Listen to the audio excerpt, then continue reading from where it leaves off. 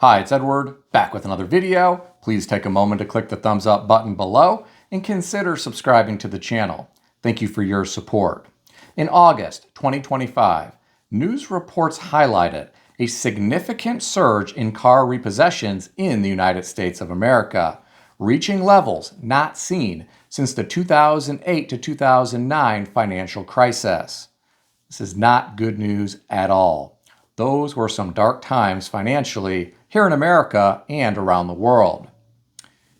In 2024, approximately 1.73 million vehicles were repossessed, a 16% increase from 2023, and a 43% jump from 2022, marking the highest level since 2009. TransUnion reported 3.9 million total repossessions in 2024, a 9% increase from 2023, with first quarter 2025 data showing 1.05 million repossessions, suggesting a continued rise. This is terrible to hear about. These are human beings. These folks who lose their vehicles to repossession are likely going to have their credit trashed. That means life here in America could become more difficult because a lot of everyday people rely on credit in order to survive. The wages that they bring home have not kept pace with inflation in many cases. A lot of Americans bridge the gap with the use of credit. That will be harder to do if you just had a vehicle repossession. Now, get this. Auto loan defaults reached 2.33 million in 2024, surpassing Great Recession peaks with a default rate of 3.13%, the highest since 2011.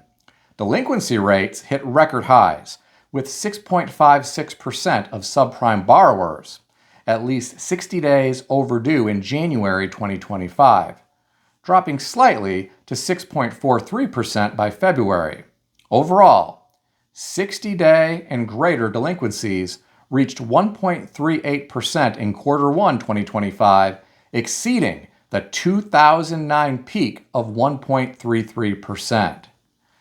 My friends, whenever we see comparisons to the Great Financial Crisis, it is not good news at all from my perspective. Let's talk about the repossession rate. The repossession rate in 2024 was 2.3%, returning to pre-pandemic levels seen in 2019. But projections indicate continued elevation in 2025. So what are the driving factors, you might ask? Well, high vehicle prices for one. The average new vehicle price in 2025 was $48,039, up 1% year over year, with monthly payments averaging $748, straining borrower budgets. Well, there are a lot of people that simply can't afford a $748 a month vehicle payment. Maybe it's easier when the vehicle still has a warranty and you get those complimentary oil changes. What happens when that warranty expires and you no longer have those complimentary oil changes? Many of these modern vehicles use synthetic oil. These oil changes are not cheap. When one of these modern high-tech vehicles experiences a problem, it is not going to be cheap at all. If you have to get the screen replaced in your vehicle, watch out. You may have to put that on the credit card unless you have an emergency fund. And as many of you know, a lot of Americans do not have an emergency fund. Their credit card is their emergency fund.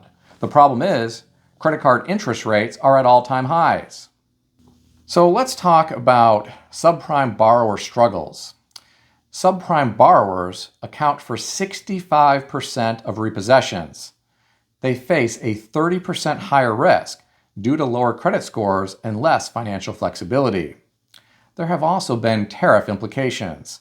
A 25% tariff on automotive imports proposed by President Trump is expected to raise vehicle prices by 5%, potentially exacerbating affordability issues and repossessions in 2025.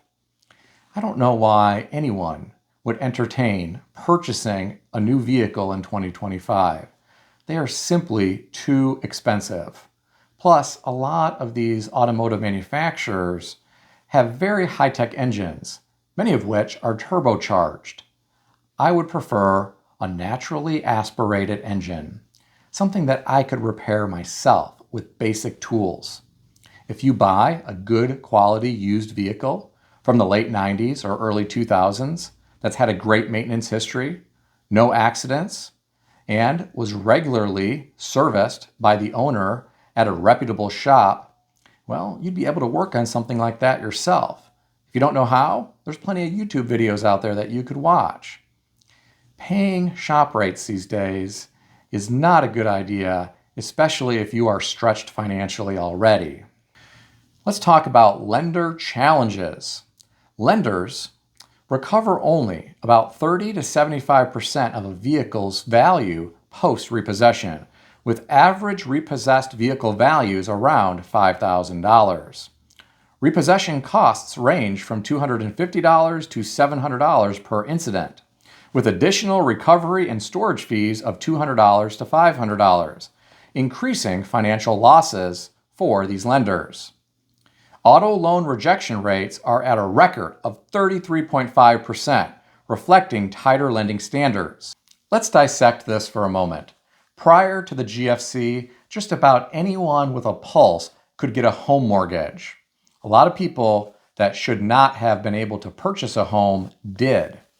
This left the banks exposed, and we all know what the aftermath was. Well, in the past several years, when money was cheap and easy, a lot of people that probably should not have purchased a new vehicle were able to. Now, some of these folks are in dire financial straits and they can no longer make these monthly payments. How is this all going to impact the lenders? Only time will tell. Let's hope we don't see a repeat of the GFC on a smaller scale.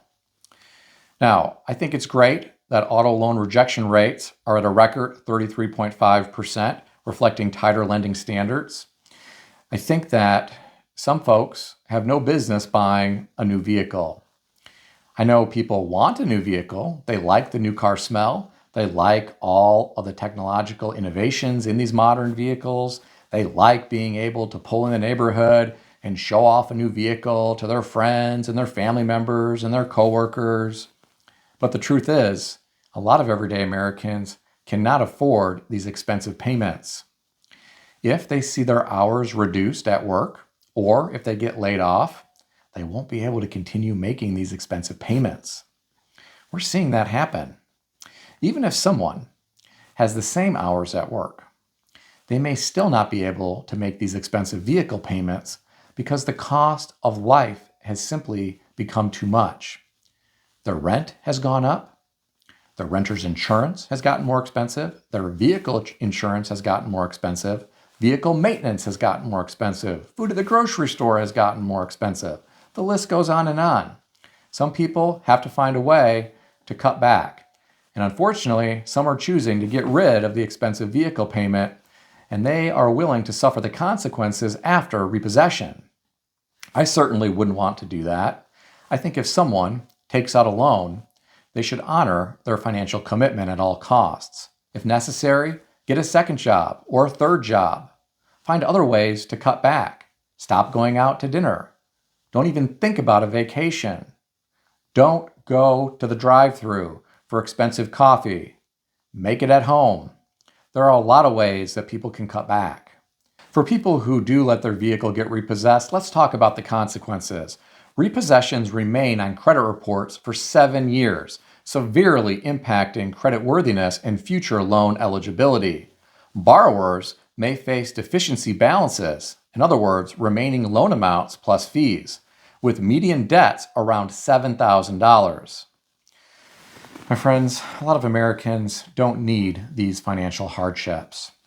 And I hate to think about these human beings who are suffering financially right now. I'm sure this is causing a lot of stress in some American households. For people who think they can evade the repo man, think again. 70% of repossession companies use GPS tracking, and 25% employ AI-based recovery systems. It's not like the old days where you could hide a vehicle in some friend's garage so that the repo man could never find it. I know someone many years ago who was trying to do that. Not a good idea. My friends, what do you think about all this? Share your thoughts in the comment section below. If you enjoyed this video, consider subscribing to the channel. I want to extend a special thanks to everyone who has subscribed to this channel. I want to also thank all of my channel members. If you would like to become a channel member, there is a link in the description beneath this video. You can read more about the different membership levels. Please also check out some of the great books I suggest you consider reading in the description below. I've included Amazon affiliate links to these books. As an Amazon associate, I earn from qualifying purchases. Stay healthy and wealthy. I'll see everyone in the next video.